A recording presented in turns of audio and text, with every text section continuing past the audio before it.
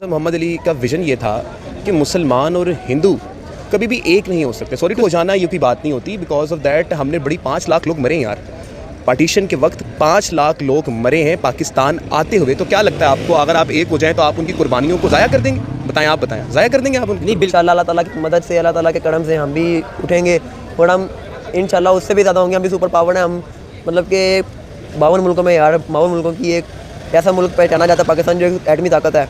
तो हम पाकिस्तान की अच्छा कहेंगे, इंडिया को तो हम अच्छा नहीं कहेंगे, क्योंकि हमारा अपना मुल्क प्यारा पाकिस्तान है, तो हम पाकिस्तान की अच्छा कहेंगे। तो कोई पाकिस्तान के लोगों से पूछा गया कि भाई इंडिया के बारे में आप क्या सोचते हो, इंडिया का नाम सुनकर आपके मन में, आपके दिल में, आपकी जुबान पे क्या आता है? तो पाकिस्तानियों के क्या रिएक्शन थे भाई? बहुत गजब रिएक्शन थे। चलिए वीडियो को देखते हैं। आज का मेरा सवाल ये है अगर साहब कि इंडिया का नाम सुनते ही सबसे पहले आपके जहन में क्या ख्याल आता है?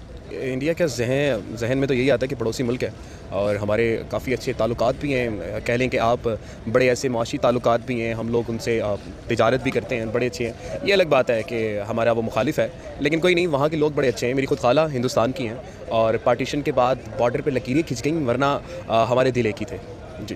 तो आपको लगता है कि जो वहाँ की आवाम है और यहाँ की आवाम है, इनको एक हो जाना चाहिए आपस में आने जाने में? जो देखें, कायद आज़म मोहम्मद अली का विज़न ये था कि मुसलमान और हिंदू कभी भी एक नहीं हो सकते। सॉरी टू से, बट ये नहीं कि मैं मुसलमान और हिंदुओं के बीच में दरार खींच रहा हूँ। हर इंसान को हक़ है कि वो अपनी मजहबी आज़ादी से रहे।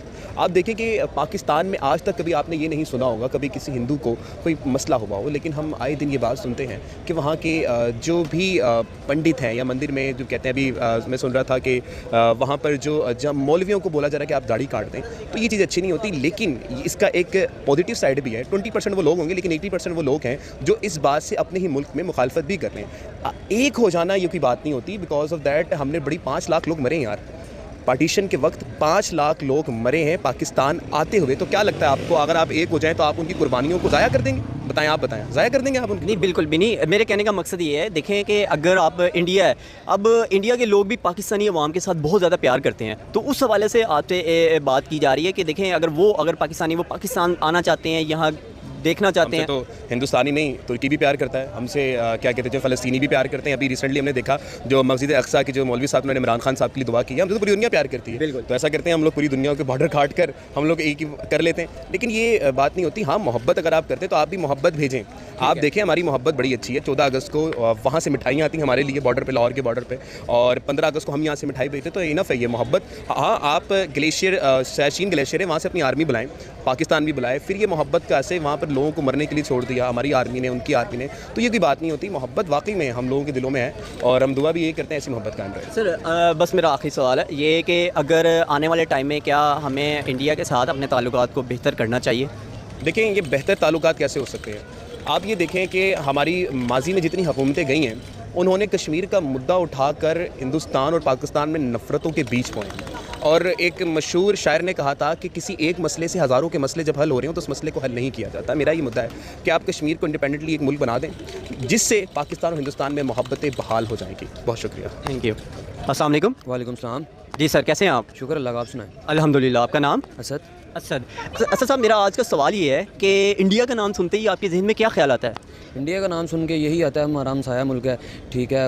काफ़ी जगह हमारी कंट्रोवर्सी चल रही है उनके साथ, कश्मीर इशू है और भी काफ़ी इशू है। रिसेंटली एशिया कप चल रहा है, जैसे आपको पता है, तो काफ़ी मतलब एशिया में भी आता है हमारे, तो काफ़ी उनसे जब से हम इंडिपेंडेंस हुई है कंट्रोवर्सी चल रही है। उसके अलावा तो हमने कुछ भी नहीं देखा कि हमारे उनसे कोई दोस्ती का तल्लुक हो या कुछ और इस तरह की कुछ बात हो, कुछ भी नहीं है। क्या चाहते हैं आप, मतलब जो आने वाले वक्त है उसमें आप उनके साथ अपने ताल्लुकात किस तरह से देखते हैं? हम तो यही चाहेंगे कि यार हमारे एशिया में आता है, हमारा हमसाया मुल्क है, हमारे जितनी जल्दी हो सके उनके साथ तल्लुक अच्छे होने चाहिए। क्यों नहीं होने चाहिए?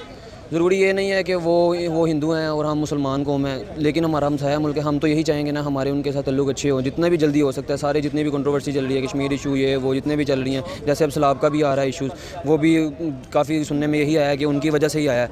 तो ये बात अच्छी नहीं है। हम यही चाहेंगे कि जितना जल्दी हो सके वो हमारा ये सारी चीज़ें वाइंड अप हो, चाहे वहाँ हमारी उनसे दोस्ती बेहतर हो। सर, देखें, एक आपका दोस्त होने के नाते, आपके मुल्क का यानी कि हमसाया होने के साथ, उन्होंने बाकायदा 72 घंटे पहले इन्फॉर्म किया कि जी आप अपनी तैयारी कर लें, हम पानी छोड़ने जा रहे हैं। तो इस हवाले से क्या कहेंगे आप?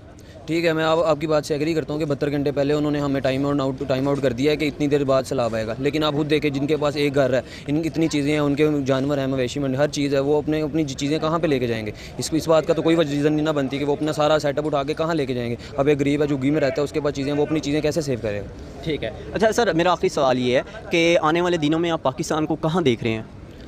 अभी तक तो जैसे चल रहा है मुल्क का इन्वायरमेंट चल रहा है, कुछ भी समझ नहीं आ रहा, ना हमारी गवर्नमेंट स्टेबल है।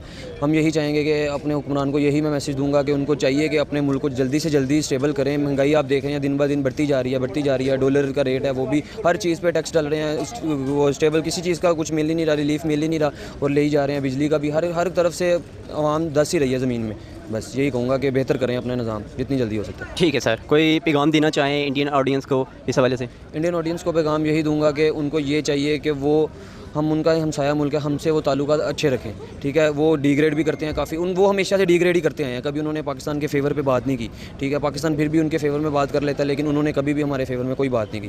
ठीक जी सर, कैसे हैं आप? अल्लाह का शुक्र भाईजान, आप सुनाएं। अल्हम्दुलिल्लाह। आपका नाम? रोहान रोहान साहब, आज मेरा सवाल ये है कि जैसे कि हम अपने पड़ोसी मुल्क की बात करने वाले हैं कि आप जैसे इंडिया का नाम सुनते हैं तो आपके जहन में क्या ख्याल आता है? यार ख्याल क्या आना है, यही ख्याल आता है कि वहाँ पे भी हमारे भाई ही रहते हैं। कोई अल्लाह माफ़ करे ऐसी की बात हमारे दिल में है नहीं, ना होनी चाहिए, क्योंकि हमें अमन का पैगाम देना चाहिए वहाँ पे भी, और यहाँ से भी अमन का पैगाम वहाँ पे जाना चाहिए, वहाँ से भी आना चाहिए। तो अच्छे ख्यालात रखें अपने दिल में, सब अच्छे ख्याल रखें, ऐसे भी दिल में ऐसे कोई बुग़्ज़ ना रखें, ऐसी कोई दुश्मनी ना रखें दिल में कि बाद में मतलब कि बड़ा इशू बन जाए और हमारे लिए प्रॉब्लम हो, हमारे मुल्क के लिए उनके लिए प्रॉब्लम हो। तो एक अच्छा मैसेज ही वहाँ पे जाना चाहिए, अच्छा पैगाम ही रहता है, हमारे भाई रहते हैं वहाँ पे, तो एक अच्छा पैगाम ही रहता है। वो भी एक कंट्री है, हम भी एक कंट्री है, बस फ़र्क इतना है वो डेवलप्ड है, हम अंडर डेवलप है। तो इंशाल्लाह हमारा मुल्क भी डेवलप करेगा, तो इंशाल्लाह अच्छा पैगाम है उनके लिए। अच्छा सर, ये मेरा सवाल है, आप मुझे ये बताइएगा कि आने वाले दिनों में आप इंडिया को कहाँ देख रहे हैं? यार कुछ कह नहीं सकते, क्योंकि वक्त एक जैसा नहीं रहता। अगर इंडिया पे अच्छा वक्त है तो हमारे पे भी अच्छा वक्त आएगा, अगर उन पर डाउनफॉल है तो हमारे पे भी डाउनफॉल आ सकता है। ठीक है, अभी हमारा डाउनफॉल चल रहा है कंट्री का, थोड़ा कुछ ऐसी वजूहात की वजह से, अल्लाह माफ़ करे, सैलाब की वजह से हमारा कोई डाउनफॉल चल रहा है। तो इंशाल्लाह अल्लाह ताला की मदद से, अल्लाह ताला के करम से हम भी उठेंगे, और हम इंशाल्लाह उससे भी ज़्यादा होंगे। हम भी सुपर पावर है, हम मतलब कि 52 मुल्कों में, यार 52 मुल्कों की एक ऐसा मुल्क पहचाना जाता है पाकिस्तान, जो एक एटमी ताकत है। तो हम पाकिस्तान को अच्छा कहेंगे, इंडिया को तो हम अच्छा नहीं कहेंगे, क्योंकि हमारा अपना मुल्क प्यारा पाकिस्तान है, तो हम पाकिस्तान को अच्छा कहेंगे। तो कोई अमन का पैगाम देना चाहें? अमन का पैगाम ये है यार, अपने दिल से बुरी बातें निकाल लो, अच्छी बातें अपने दिल में डाल लो। ठीक है, उनको भाई समझो, वो हमें भाई समझे, तो ये ऐसे ही यार लड़ने से कुछ नहीं मिलना।